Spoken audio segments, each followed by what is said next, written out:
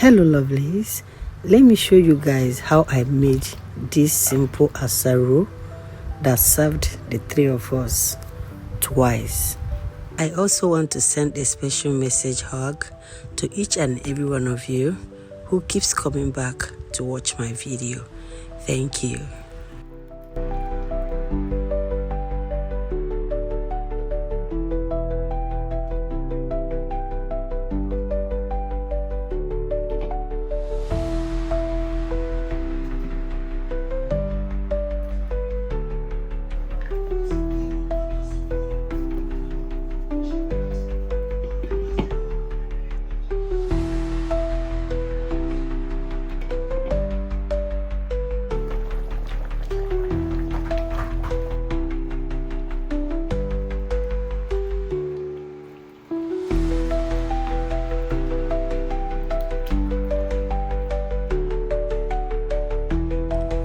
Please, you can go ahead and match it more if you don't want to see any chunks.